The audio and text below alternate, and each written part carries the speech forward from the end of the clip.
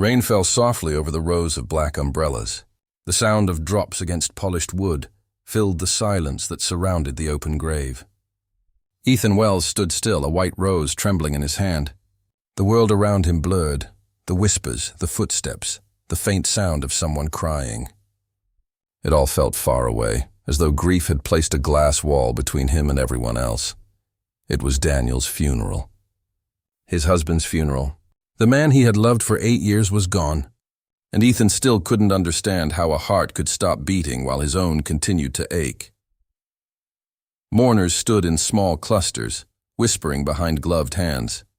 Ethan could feel their stares, curious, pitying, and cruel all at once. Some saw him as the grieving spouse, others as the man who had driven Daniel away.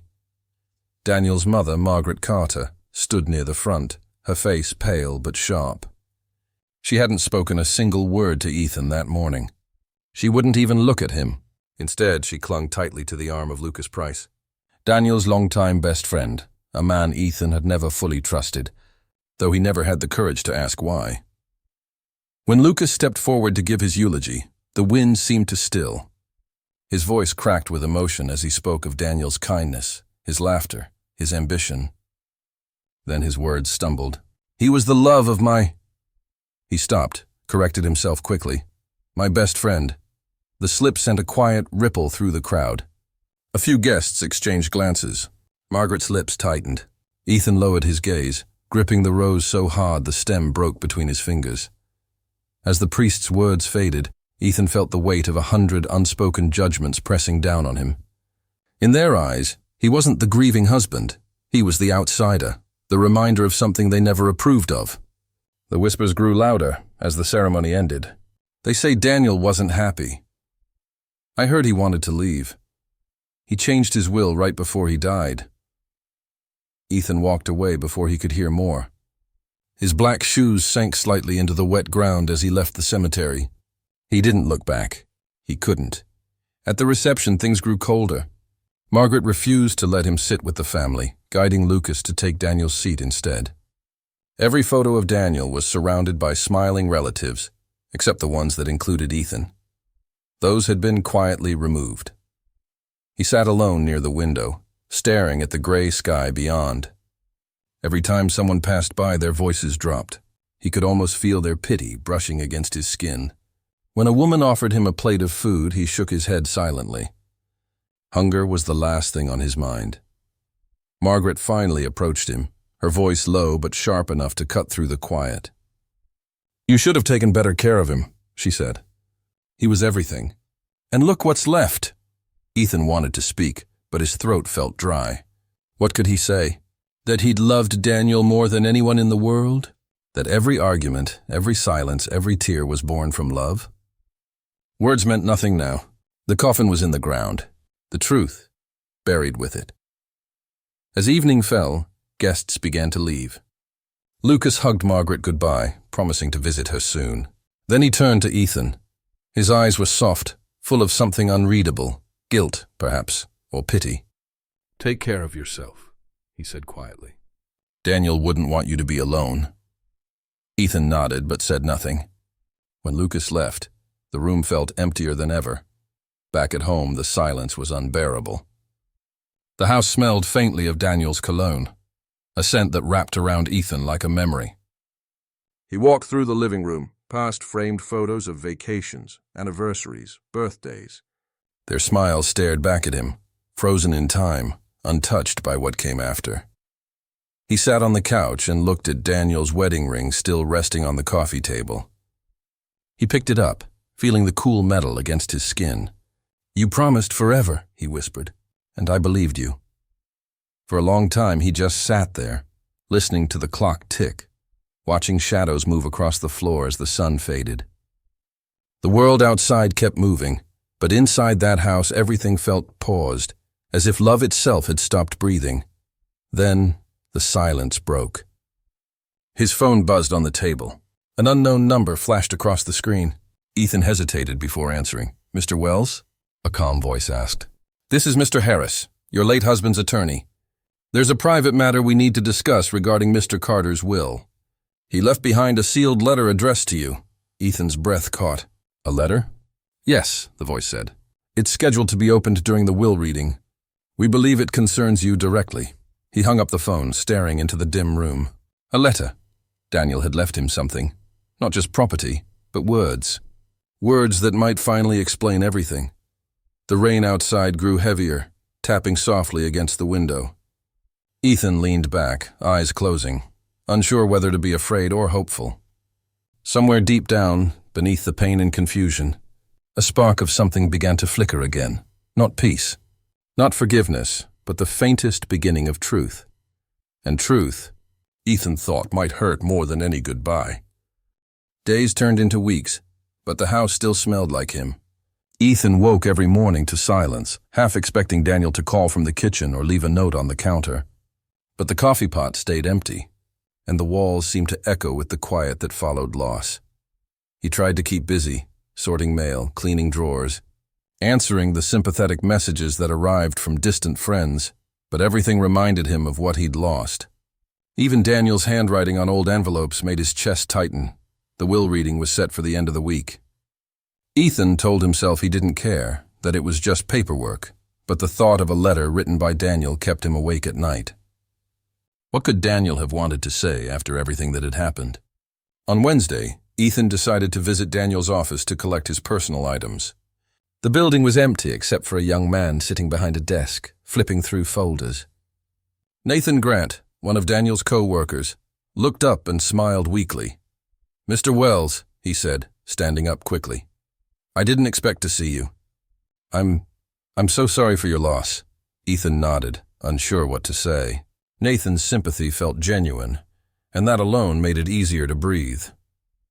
"I came to pick up his things," Ethan said softly. They said there were a few boxes left behind. Nathan guided him to Daniel's old office. The nameplate still read Daniel Carter, senior partner. Seeing it made Ethan's knees feel weak. Inside, the desk was neat, almost untouched. A stack of files, a few photos, and a USB drive sat beside the lamp. Nathan hesitated before speaking again. "Daniel asked me to give you this if anything ever happened to him." He handed Ethan the USB drive. "He told me it was something personal, something only you should see." Ethan frowned, but took it, thanking him quietly. As he left the building, he caught his reflection in the glass door, tired eyes, pale face, and the expression of someone who no longer knew what to believe. That evening, Ethan sat by the window, laptop open, the small drive plugged in. The screen flickered to life. Inside was a single folder labeled for EW. He opened it. Photos filled the screen, vacations, dinners, birthdays. Their life together, preserved in pixels. And then a single file stood out, titled confession.txt. His heart raced as he clicked it open. "Ethan, if you're reading this, it means I never found the courage to say these words in person. I've carried something heavy for years. Before we married, I made a mistake. It wasn't love, not really. It was confusion. His name was Lucas." Ethan stared at the screen, breath caught between disbelief and pain. His fingers trembled over the keyboard as the words blurred before his eyes. "I thought I could bury the past, but guilt doesn't stay quiet forever. Lucas was a part of my life long before you, and when he came back, I didn't know how to stop the memories. But you, Ethan, you were the one who saved me. I built my world around you. Even when I failed, my love for you never changed." The cursor blinked at the end of the letter, a small pulse in the dark. Ethan leaned back, the room spinning slowly.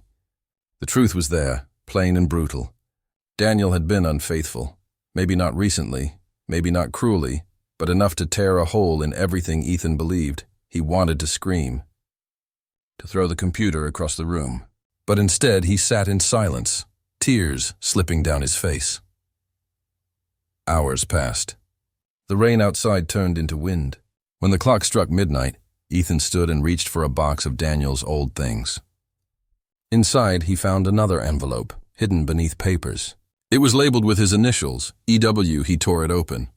A small ring fell into his palm, along with a folded note written in Daniel's familiar script.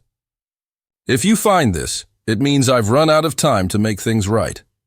I never stopped loving you. I know I hurt you, but please remember me for the good we had. You were my peace, Ethan. The ring gleamed faintly under the lamp, a reminder of a promise once made in sunlight and laughter. Ethan pressed it to his chest and closed his eyes. The next morning, he couldn't bear the silence anymore. He called Lucas. They met at a quiet cafe near the park. Lucas looked different, tired, almost guilty. For a long time, neither spoke. Then Lucas sighed. "He told you, didn't he?" Ethan nodded. He wrote it down. Lucas rubbed his forehead. It was years ago, before you two were married. We both tried to forget it, but sometimes things come back. I cared about him, Ethan, but he loved you. That never changed. Ethan listened in silence, his emotions a storm he couldn't name. Anger, sorrow, understanding, all tangled together. Lucas's voice broke slightly when he added, "Even when he came to me, he couldn't stop talking about you. He said you were his reason to be better." The words hurt, but they also softened something inside Ethan. He realized Daniel's secret wasn't about betrayal alone. It was about regret, about a man trying to carry too many versions of himself. As Ethan walked home, he felt lighter somehow. The truth still stung, but it also explained what Daniel's eyes had tried to say in their final days: love, guilt, and unspoken forgiveness. By the time he reached the gate, the wind had calmed. The lawyer's message echoed in his mind. The will is ready for reading. Ethan looked up at the quiet house, his heart heavy but steady. Maybe the letter wasn't the end. Maybe there was still something left for him to understand. He stepped inside, turned off the lights, and whispered into the darkness, "Tell me, Daniel. What else did you hide?" The next morning, Ethan put on his black suit once more. Not for mourning this time, but for answers. The truth awaited him, and this time he was ready to face it. The lawyer's office was quiet except for the ticking of a wall clock. A single beam of morning light stretched across the polished table where 3 people sat. Margaret, her expression cold but trembling. Lucas staring down at his folded hands, and Ethan still as stone, waiting for the final chapter to unfold. Mr. Harris, the attorney, adjusted his glasses and opened a folder. "Daniel Carter's last will and testament," he began softly, "was updated 2 weeks before his passing." Margaret's eyes flickered toward Ethan, suspicion sharp as ever. Lucas shifted in his chair. Ethan said nothing. His pulse matched the slow rhythm of the ticking clock. The lawyer read aloud, "To my mother, I leave my gratitude. You raised me to chase perfection, even when it cost me honesty. I hope you'll forgive me for being who I was." Margaret's lips parted, but no words came. "To Lucas Price and my friend, my past, I wish you peace. Whatever we shared was never meant to outlive truth. Please let Ethan find his own peace without shadows from me." Lucas's shoulders dropped. A tear rolled down his cheek as he nodded silently. Then Mr. Harris turned the final page. "And to my husband, Ethan Wells, I leave everything that was ever ours, our home, our savings, and the art we created together. Not as payment, but as proof. Proof that what we built was real, that love, however flawed, was still love." The room went completely still.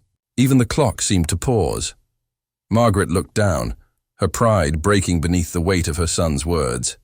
Lucas whispered, "He really did love you," and stood to leave, his footsteps fading down the hall.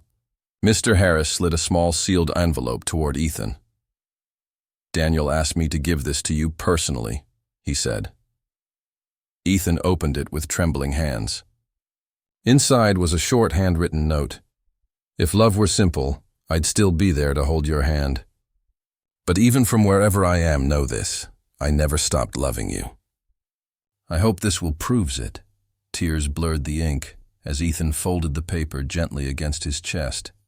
For the first time since the funeral, his grief felt lighter, not gone, but changed, softened by truth. Outside, the city hummed quietly.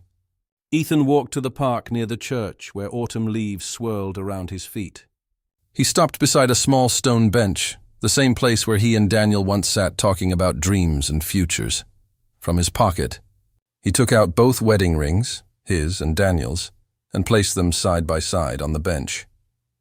The sunlight glinted across them, turning silver into gold for just a moment. He whispered, You weren't perfect, Daniel. But neither was I. Love isn't about perfection. It's about forgiveness. A breeze carried the words away.